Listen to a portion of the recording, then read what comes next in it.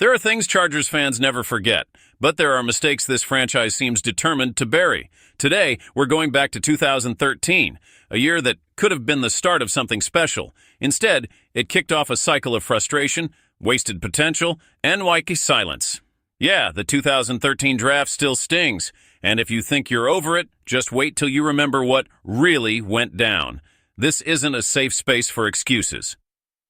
The 2012 season had been a letdown.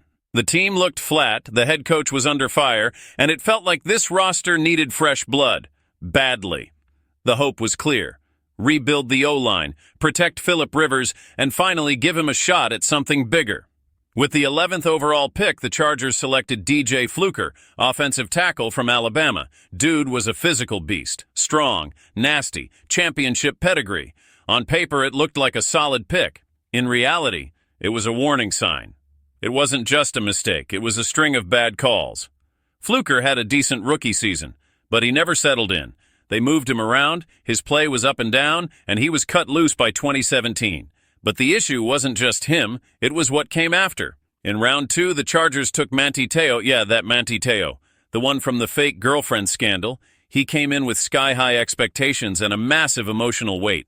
What he needed was stability. What he got, was far from it.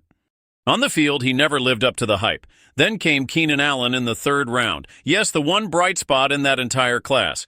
But you know what's depressing? One great player isn't enough to save an entire draft. And the worst part? Look at who the Chargers could have taken. Kyle Long, Pro Bowl guard for the Bears. Travis Frederick, elite center for the Cowboys. Even DeAndre Hopkins went just a few picks after Fluker fans watched this team ignore talent, ignore obvious needs, and swing for the wrong fences again. Because 2013 was a real shot to build a dominant offensive line, to lay the foundation for Rivers to chase a ring. Instead, the front office chased hype. They gambled, and they lost. The truth hurts, but it's got to be said. The 2013 draft wasn't just bad, it was symbolic. It showed the team had no real blueprint. They were reacting, not building. And the consequences came quick. Wasted years, half-baked rebuilds, more talent slipping through the cracks, and in the end, the fans always pay the price. If you're a real one, you remember. You felt the frustration.